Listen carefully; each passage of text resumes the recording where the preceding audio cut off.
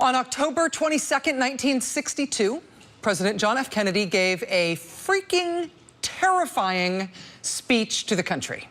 It was in primetime TV. It lasted 17 minutes. And in that speech to the country, he basically warned the people of the United States that maybe we're about to have a nuclear war. Our policy has been one of patience and restraint, as befits a peaceful and powerful nation which leads a worldwide alliance.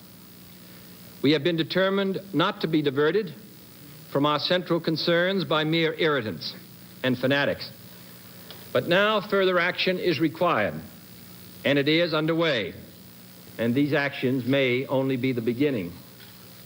We will not prematurely or unnecessarily risk the course of worldwide nuclear war, in which even the fruits of victory would be ashes in our mouth. But neither will we shrink from that risk at any time it must be faced. President John F. Kennedy addressing the nation at the apex of the Cuban Missile Crisis in 1962. He says, we are not prematurely or unnecessarily going to have a nuclear war, but we might have to have a nuclear war. We won't shrink from that if it must be faced. Russia put missiles in Cuba. The U.S. threatened a nuclear war to get those missiles out of there. The Russians did ultimately get them out of there without a nuclear war, but we were on the brink. October 22nd, 1962. Exactly 25 years after that, on the 25th anniversary of the closest we have ever been to global nuclear war, the United States Air Force made an announcement. They announced that something had happened in Cheyenne, Wyoming that was a little unusual. This is an American nuclear missile silo. See the thing on the ground there that kind of looks like a squished Star Wars fighter or something? It's kind of that odd-shaped angular thing there. That's a blast door. It weighs 90 tons. The silo holding the nuclear missile is underground, and the blast door sits on the ground on top of the opening of the silo. So if for some reason the missile blows up underground, there is that handy 90-ton blast door tamping down the explosion and basically holding the whole thing in. 25 years exactly after the Cuban Missile Crisis, the United States Air Force announced quietly to the local press in Wyoming that there had been a little bit of trouble with one of these. With one of these nuclear missiles and with the silo one of these nuclear missile silos and with the missile inside it. The missile inside it was a Minuteman III, which is an intercontinental ballistic missile topped with 3 nuclear warheads, and it malfunctioned. Unprompted, without any instruction from anyone, that nuclear missile started giving all the indications that it was going through its launch sequence, that it was going to go off.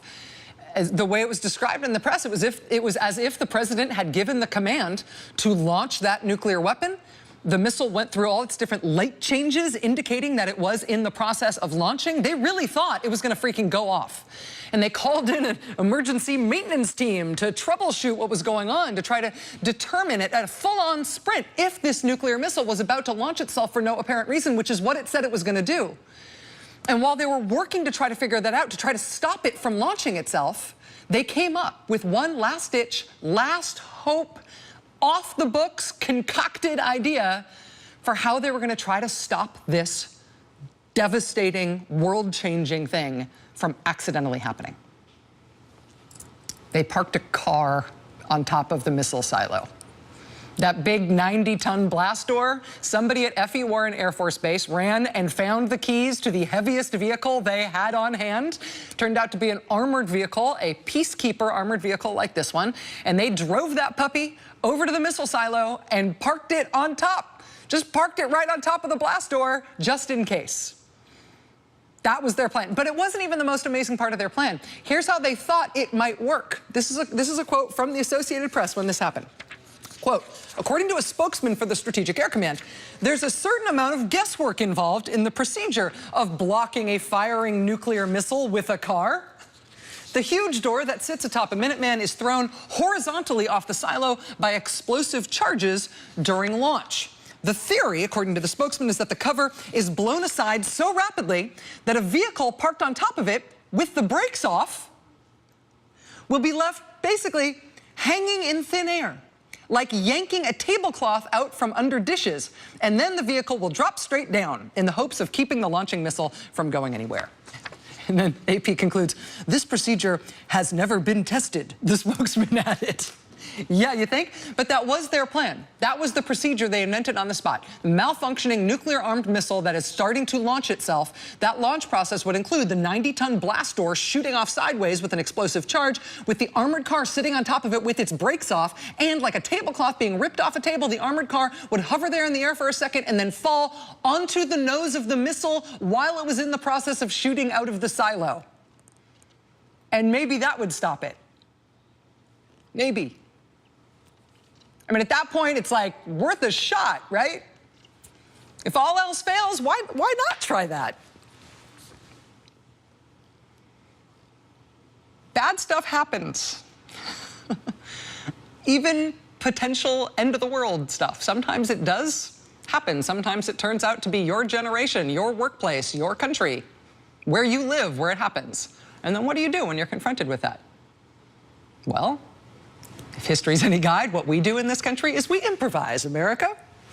We do what we can. Look around. Make a quick inventory of the resources we've got at hand.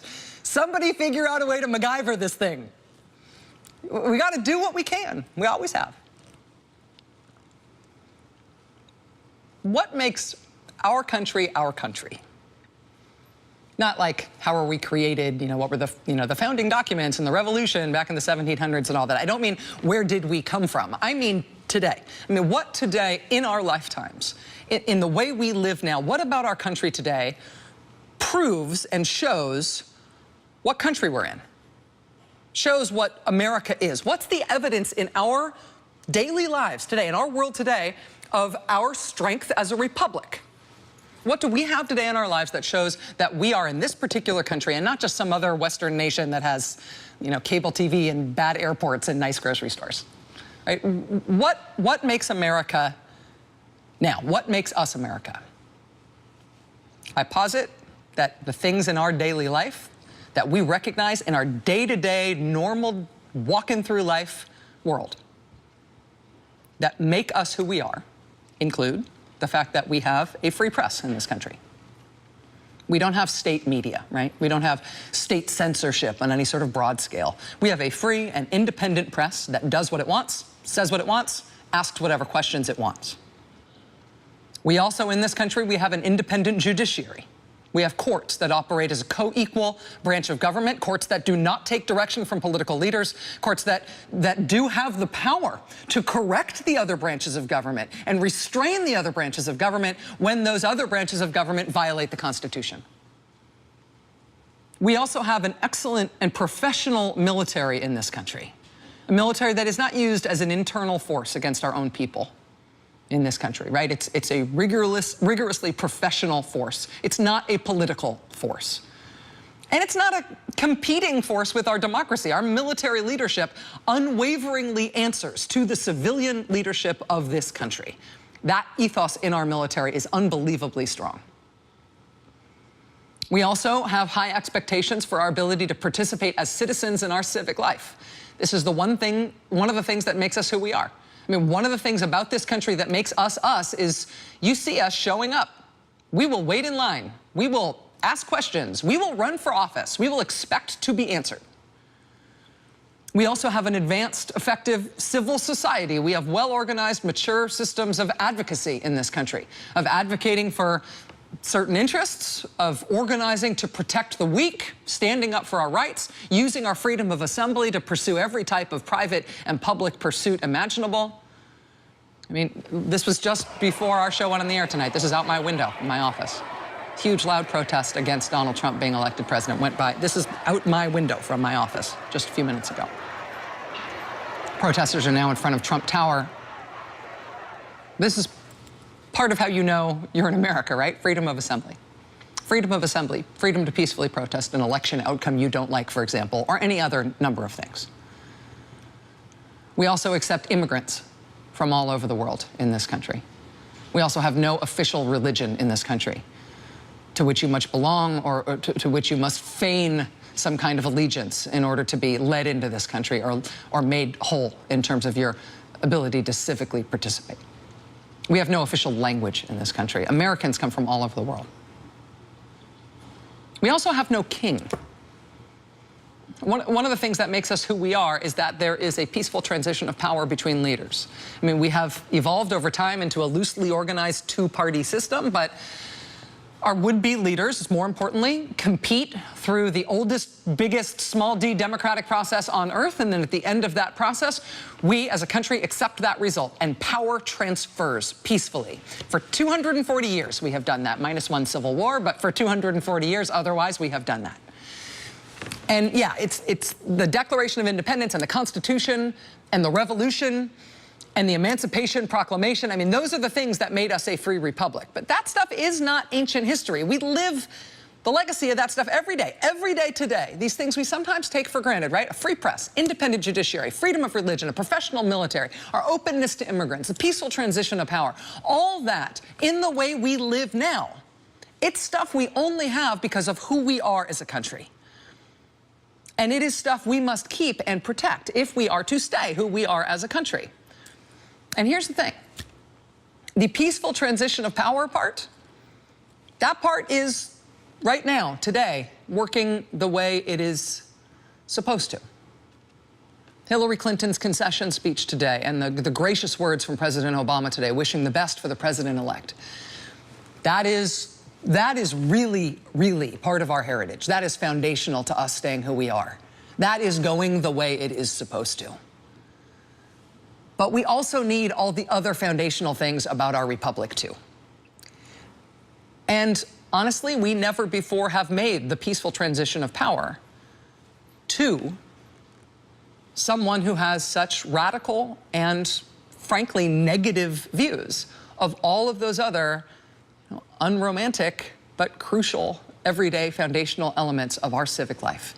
The things that make us who we are as a country, the things that make us a free republic. Judiciary, military, press, immigrants, civil life, all of it. Now, this judge is of Mexican heritage. I'm building a wall. Okay, I'm building a wall. You've already said you know more about ISIS than those generals. Well, there'd probably be different generals, to be honest with you. Do you think that there's too much protection allowed in the First Amendment? Well, in England, they have a system where you can actually sue if somebody says something wrong. Our press is allowed to say whatever they want, and they can get away with it. We take anybody. Come on in, anybody. Just come on in. Not anymore. You know, folks, it's called a two-way street. It is a two-way street, right? We need a system that serves our needs, not the needs of others. Remember, under a Trump administration, it's called America First. I love the old days. You know what they used to do to guys like that when they were in a place like this? They'd be carried out on a stretcher, folks. Let me be the 4,000th person in your personal life to tell you that this is a landmark moment in political history that we're in right now.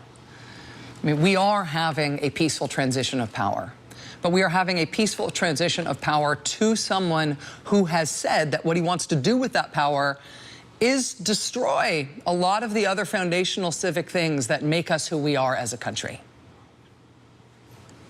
And so what do? We Macgyver it, right? We do what we can. We improvise. We act to protect the other aspects of our life as a nation that we maybe used to take for granted, but that now really overtly and presently and acutely require protection, require us as civilians and citizens to protect it. I mean, our republic is not just our system of democracy. It's all of these other things that we need too. So if you are worried or mad or sad or scared about what this election did last night, there is no use raging against the election for long. Honestly, as a citizen, we all now have a to-do list, right? I'm not trying to be inspiring. I'm not trying to be comforting. I'm not even trying to be polemic here.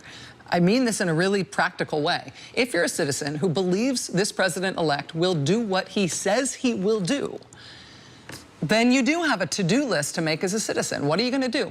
What are you going to do in your life to try to protect what makes us us? What are you going to join? What are you going to volunteer for? What are you going to give your money to?